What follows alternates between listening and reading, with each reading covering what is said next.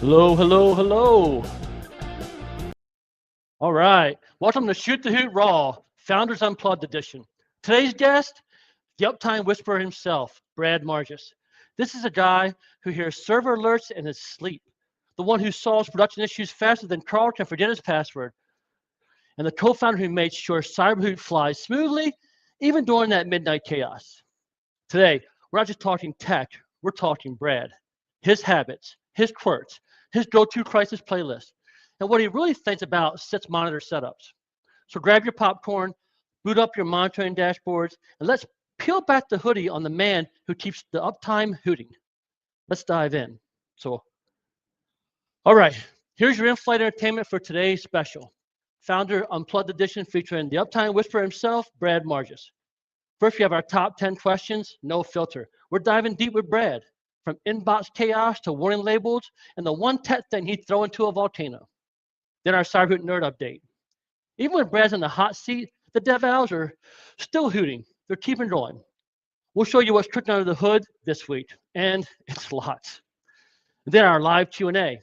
Your turn to ask Brad anything. Uptime mysteries, alert nightmares, or what kind of snack keeps him coding at 2 a.m. And then the security gut punch. Think Brad's unflappable? Think again. He's sharing one incident that even made him sweat a little. So let's get real, let's get rowdy, let's get Brad unplugged. So you've heard of cool under pressure, but today's guest, he redefines it, literally. This is Brad Margist, CyberHoot's Uptime Whisperer, silent alert slayer, and the guy you want on your team when things go sideways at 2 a.m. You're looking at the man who doesn't just handle stress, he submerges himself in it. So whether it's a server meltdown or a full policy panic, Brad's been the calm in the cyber storm. And today, we'll put him in the hot seat. Well, the ice seat. So let's give him a warm or freezing cold welcome to the man, the myth, my good friend, and the marginally thawed legend, Brad Margist. Hey, Brad, welcome to the show. One more pina colada. Actually, you know what? Make it two. Two more pina coladas. Thank you. Brad. Oh, shoot. Sorry, Chuck. Oh. Sorry about that. Looks like there's a little glitch there. You know how the network's a little unstable down here in the server room. Well, welcome to the show. I trust me, Brad's working hard over there. Welcome to the show, pal. How you doing? I'm doing good. How's it going?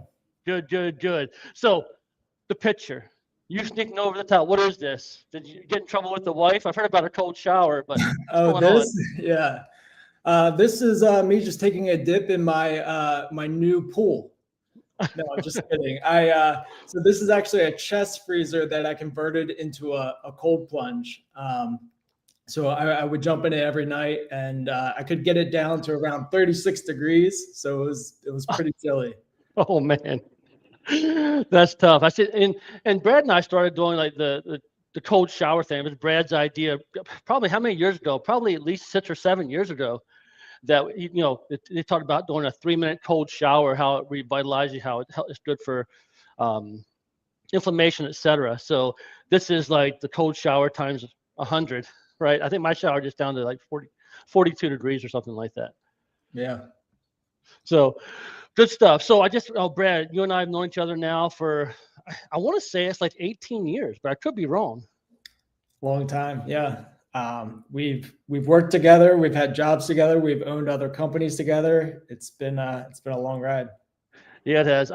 So I met Brad. We both came into the church together, and then I was actually in a diner eating when his mom walked up to me and said, "Hey, does the company?" This was my day job at the time. Does the company do internships?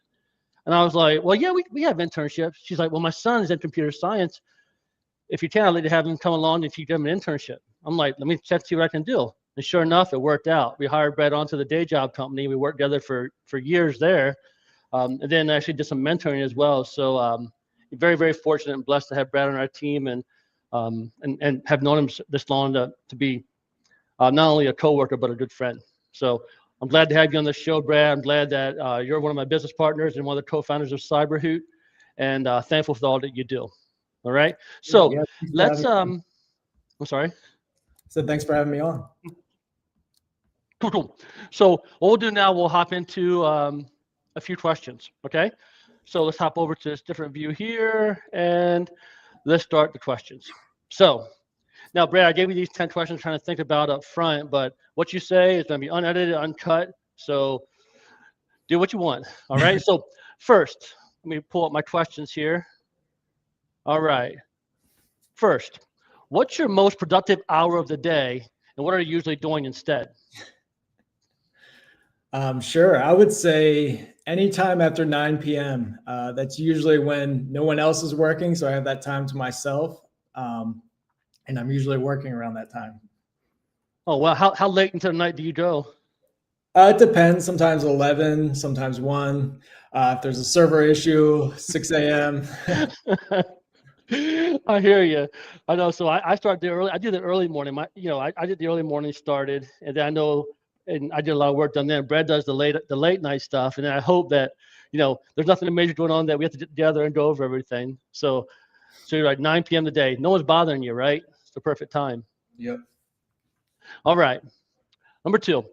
What's a piece of tech you couldn't live without, and one you wish never existed? Let's see. I think a piece of tech I couldn't live without is Todoist. It's a to-do list app. It integrates with everything. I basically track my entire life in there. And then one piece that I could live without is definitely the little green icon on Slack or Teams that lets your team know that you're available, which is an invite for anyone to interrupt you while you're working. So yeah, I could do without that. Interesting. Yeah, you're right. It's sort of it tells on you, right? Hey, he's available. Go get him. Right. All right. So, and Todoist, I get it. So, are you getting paid by Todoist to say that or anything? I'm just curious. I can't say who sponsored me to come on here today. You sipped your drink. Nice. Okay. So, what's the weirdest habit or routine you swear by, but no one else gets? Yeah, as you saw, the cold plunge. So I would say contrast therapy. So extreme heat, contrasting that with extreme cold. So my favorite thing to do is go somewhere where there's a sauna and a cold plunge near each other and just swap back and forth. 20 minutes in the sauna, 3 to 5 minutes in the cold plunge, and go back and forth. So it's funny. I've been to one of those like spa things before, right? And where you have the sauna and the cold plunge right there. It's exhilarating. It's invigorating. It's that heavy contrast. And Brad, I always try to see a lot of things that you do is you do push the envelope on things. You always go to the extreme. It's not. I'll give you guys a little bit of insight. It's not unlike Brad for like, hey, I'll talk to him on Friday. Hey, have a good weekend, pal. Hey, have a good weekend. And they'll do a Snapchat or something that says, all right, see you in 24 hours. And you see a starting sign and you're like, what's going on? He's like, and then I just watch Snapchat all weekend for the updates of, all right, I'm 4 hours in, I'm still going. I'm like, what's going on? He does those extreme things. So it's always great stories from that. So he likes to push the envelope. He pushes things to the limit, to his limits. All right. So if your inbox had a personality, what would it be? I guess I would say it's kind of like an air traffic controller or maybe like an airport baggage carousel where getting all of these emails in, and then I have different filters and automations that send it to the correct location or folder or whatever. So there's a lot going on every time I get an email. So are you one of the zero inbox kind of guys, or do you just, is it multiple times a day checking, or? It's 1 to 2 times a day, and I always try to get to inbox 0, but usually that means just kind of reorganizing things and putting things in a follow-up folder or something like that. I know sometimes when I try to get my email down to inbox 0, I feel like I'm Lucy Ricardo on the candy line, where I'm taking the candy and I'm putting it away. I'm doing what I'm supposed to. There's still more and more coming in at the same time. So interesting. All right. So what's the most Carl click you've ever made? And be honest. Could be here, could be another job, anywhere in your life. What's the most biggest kind of mistake you've made? Yeah, there's so many, so many to choose from. Um, you're not working hard if you're not making mistakes. One that stands out is the time we had to rebuild a server because I ran a rm-rf on the slash directory. And I can definitely go into more detail on that and kind of what that involved. Yeah, no, we thought about like your Hootworthy story, the day the server went down. So we'll dive into that one a little bit more then, but I get it. And I've been in similar situations. Not that one. I don't think I've ever done that one, but I hear you. All right. So number 6, what's the one thing people assume about you that's completely wrong?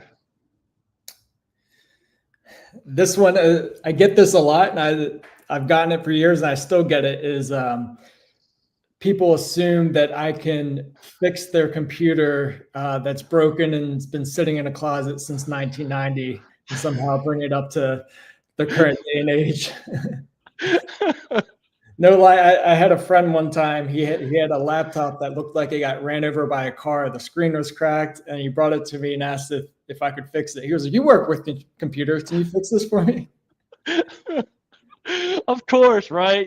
Hey, you work computer job. I've heard everything from those computers are the devil, or to, oh, I can't live without them, to, hey, you gotta fix this, and the in-laws calling, and that's the thing when you're the computer guy in the family, right? Or someone knows they're constantly coming at you, constantly coming, fix this, fix that, right? So good stuff. All right. So, what was your first job, and what did it teach you about cybersecurity, if anything?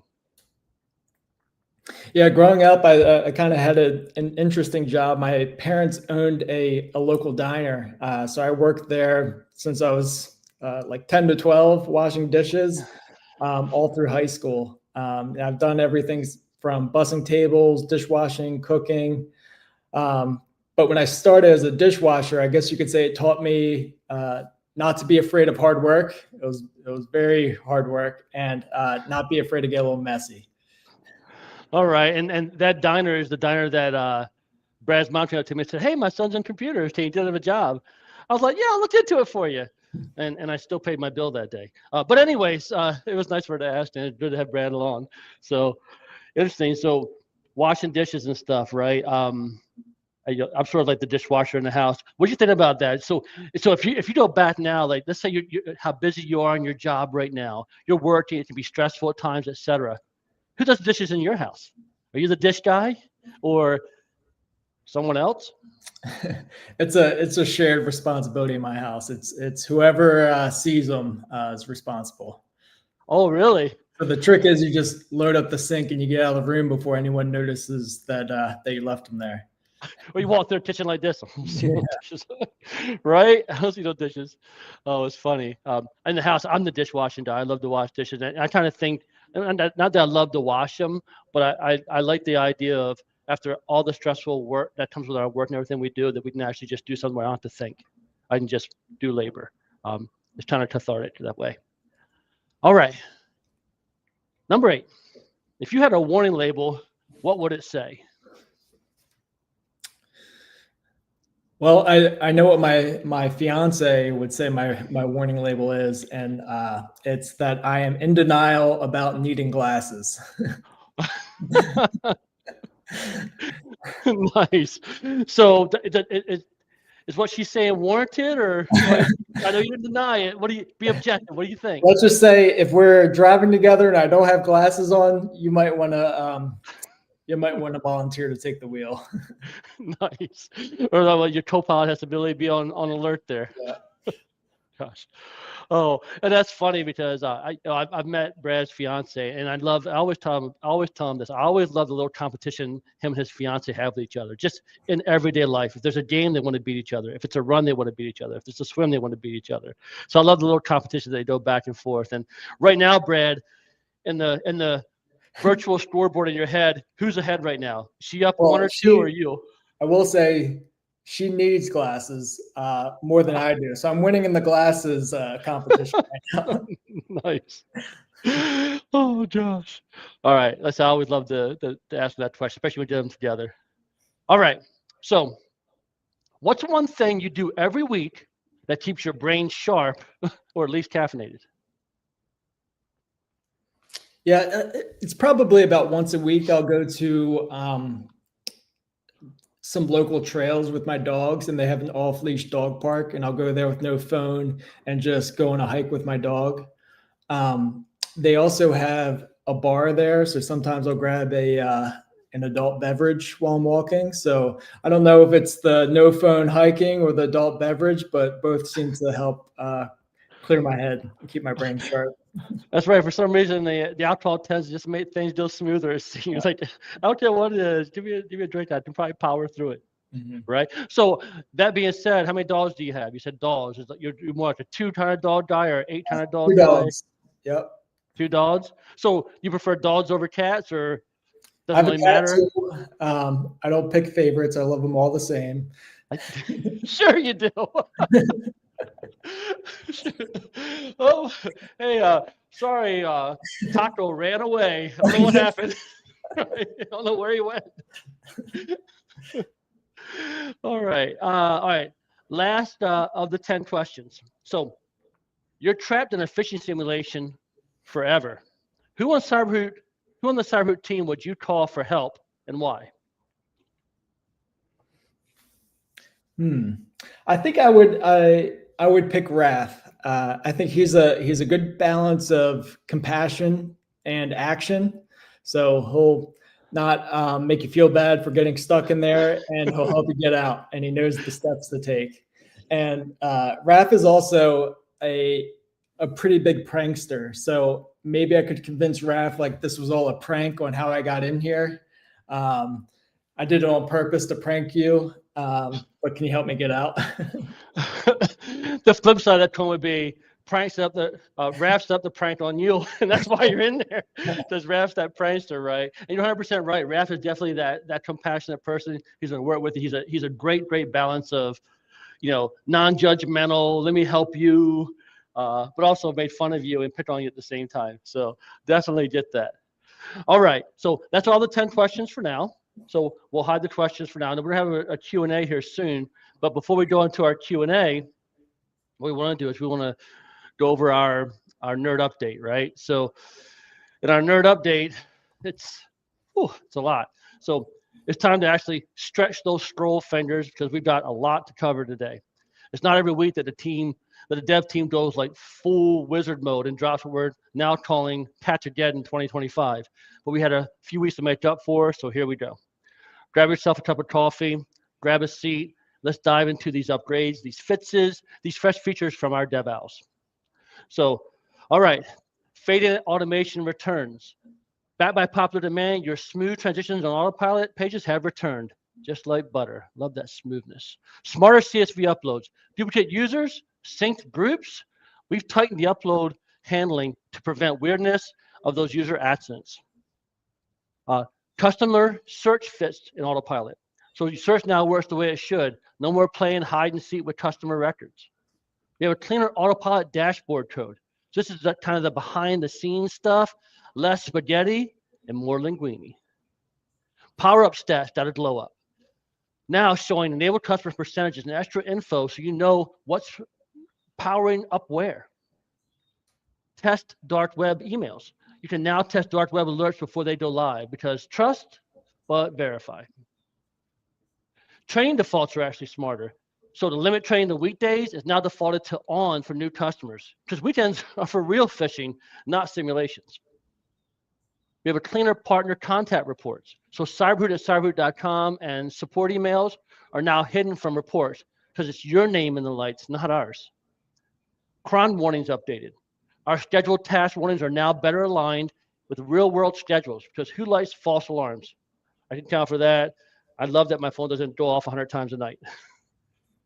Suppressed email notifications revamped. Now sent directly to Nest customers. Plus, admins can manage their own suppression list.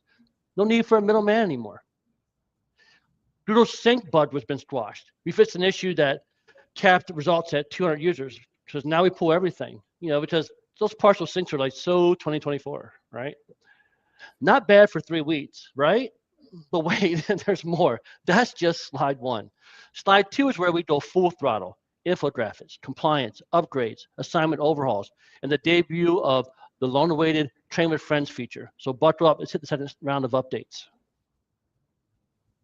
Okay, as you see, we're not done yet. That first piece was just the appetizer. Now it's time for the main course.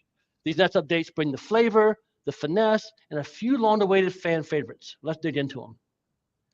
Updated infographics everywhere. So we've updated the 31 days of infographics for a fresh new look in both Power, Autopilot, and our managed site.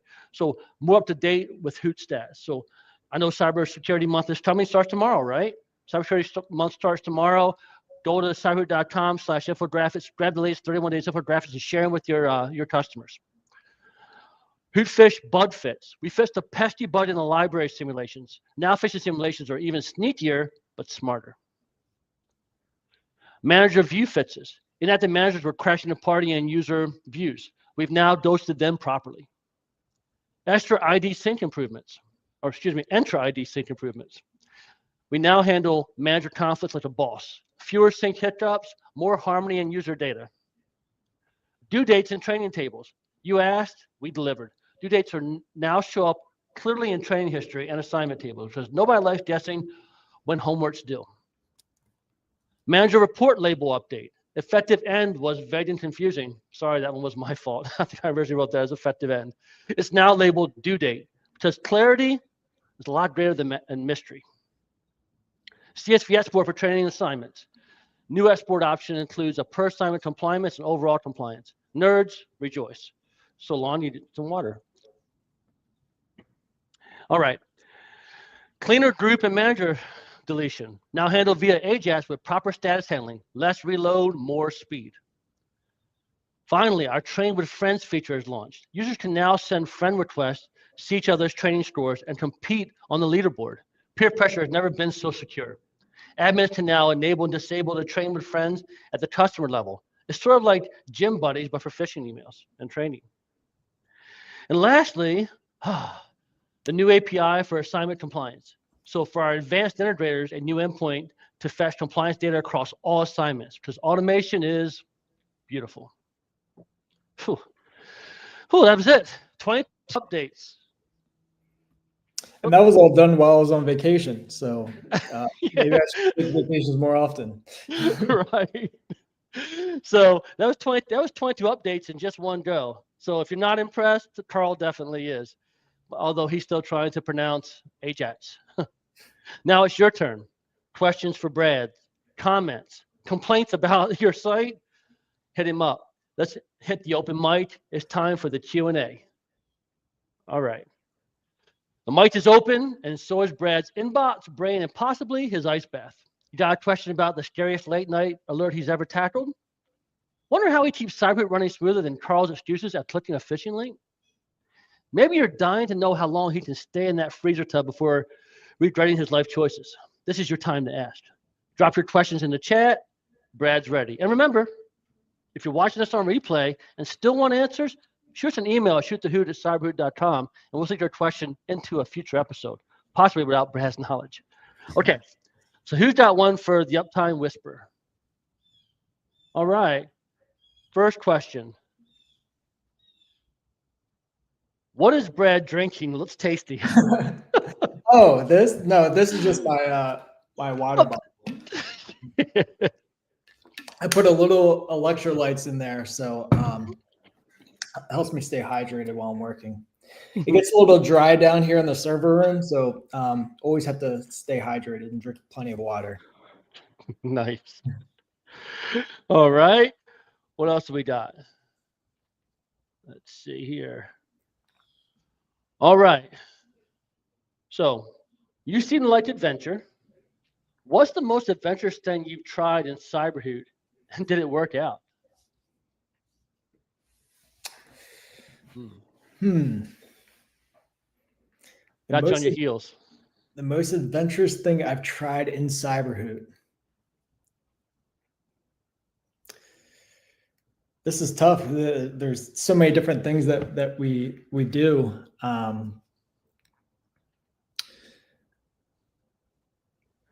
I would say the most adventurous thing is stepping out of my comfort zone and taking on roles that we needed to fill.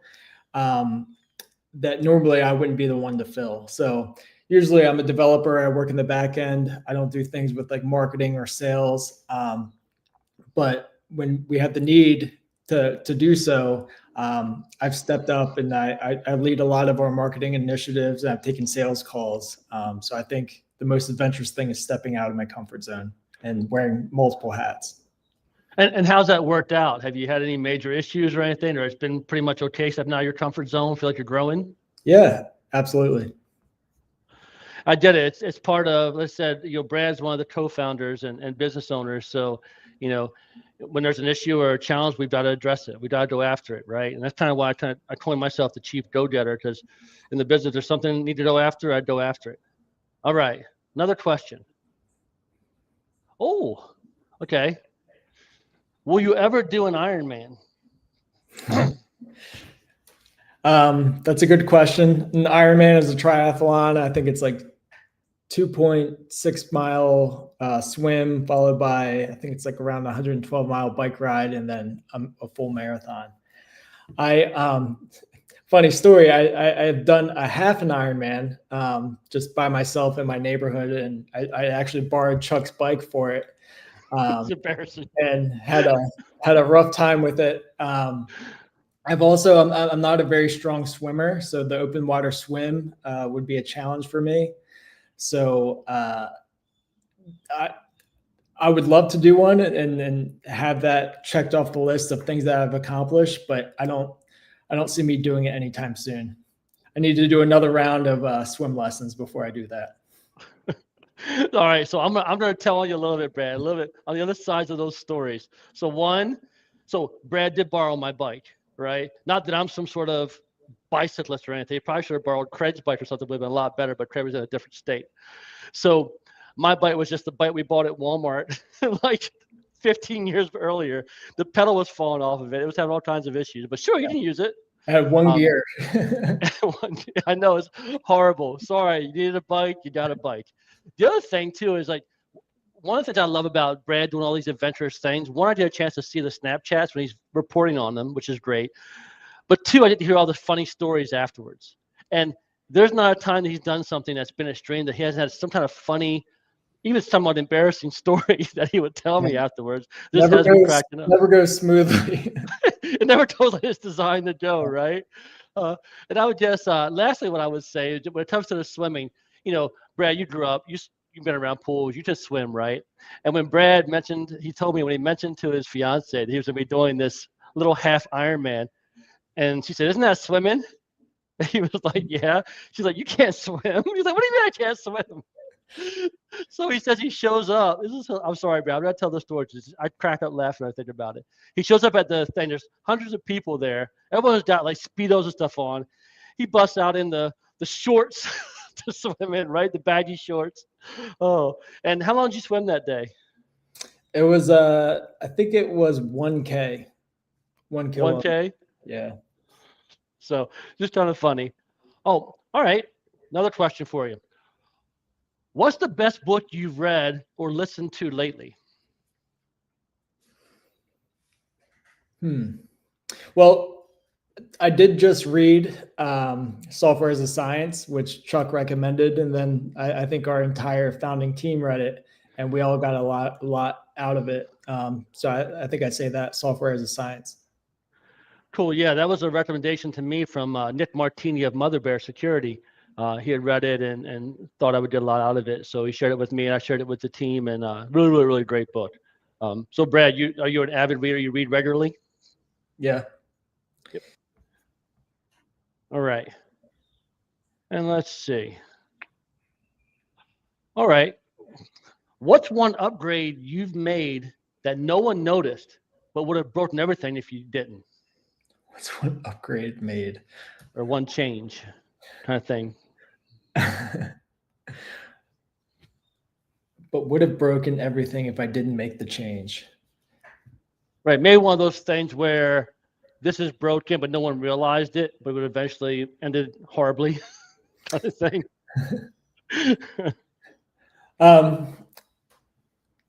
This morning, actually. Oh, no. Pause, edit, cut. What's happening? Let's just say I made a change this morning that that fixed something that hasn't been seen and won't now that it's fixed. Good answer. All right, we'll leave it at that. All right, that's all the Q&A we have for now. Going on.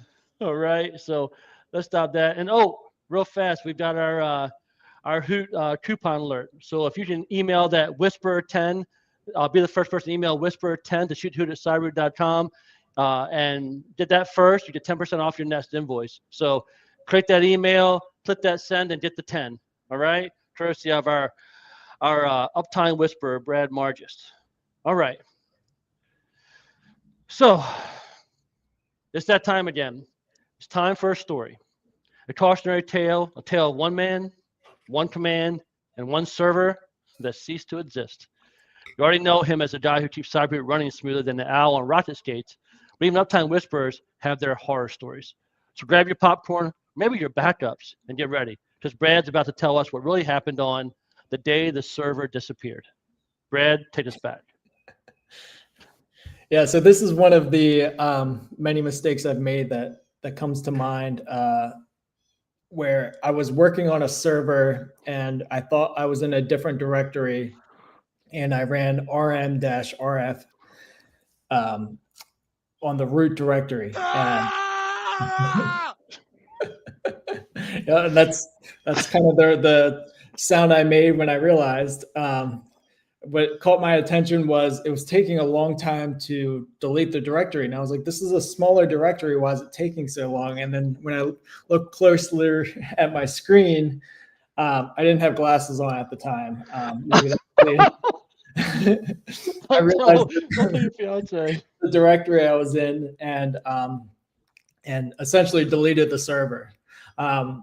Luckily, we do have redundancy in place to ensure high availability. So there's no outage or really anything noticeable by any of our users. And we had backups in place, so we didn't have any loss of data or anything like that. But I just had a long night of rebuilding a server. I could tell you, it's a bad feeling when something like that happens. You know, like you said, why is it taking so long? What, like, this should be quick. You looked at it and then you kind of stare at it in disbelief. And I want to say, like, in that first 30 seconds, you go through all the stages of loss, right? Denial, anger, what, sadness, acceptance, like all these things that are happening. And it happens in about 30 seconds to a minute. Oh, man. So do you remember what node it was? I'm curious. I don't remember now. Okay. Yeah, I can relate to that. And I'd say I've never done that on Slash before, but I have done that in the wrong directory before. I had a boss who I just started working for the day job, and we were on a security gate where we were hacking in to a place, and they were paying us. Oh, I'm sorry, we weren't hacking in. This was the first one. We were in Detroit, and we were trying to figure out a compromise. There had been a breach, and we were trying to collect data. And I was just learning HTML and PHP and all kinds of stuff. So I was just learning. I actually got taught HTML on the fly there at the table. And they wanted me to control and put everything into HTML pages. And when I did that, I went to the directory and I wanted to delete some files. I did like an rm space -f, and then like file name 1 space star, right? And when I did that, it deleted file name 1, and then I wanted to do file name 1 and ending .pdf, so I did star, the wildcard, but instead I did the space star, and it deleted everyone's data in the directory, all the collected data, all the collected evidence, and everyone on the team. There's like 5 guys. Everyone on the team's evidence was already backed up somewhere. They had it to put it back on, except for one person, the head boss, who never lied to me again. So I did those rm-f mistakes. That's bad. All right. So anything else about that story, Brad, or that pretty much covers it? So how long did you have to rebuild the server that night, or were you yeah, at it? That night, worked through the night. Didn't take too long, but yeah, it was a late night for sure. All right, look, happens to the best of us, and that's life. That's what happens. Happens sometimes, but you really have to be careful. All right, so listen, that's a wrap.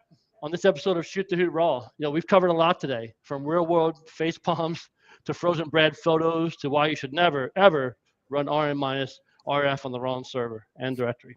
So big thanks to Brad Margist for joining us and keeping CyberHoot humming, even after nuking a node. And hopefully the change this morning goes well. It went well and everything's good, right? Next week, yours truly will be in the hot seat. Not next week, excuse me, next month. I'm sorry about that. The last Tuesday next month, I'll be in the hot seat. That's right. I'll be the one getting grilled, questioned, and possibly roasted. So don't want to miss it. Come out and show me some support somehow as these guys drill me with these questions. So if you have questions, stories, or ideas for future episodes, send them to us at shootthehoot@cyberhoot.com, and we read every single one. So send them in. And hey, don't forget to subscribe, share, and tell Carl to stop clicking weird links. Until next time, stay secure and keep hooting. Hoot on.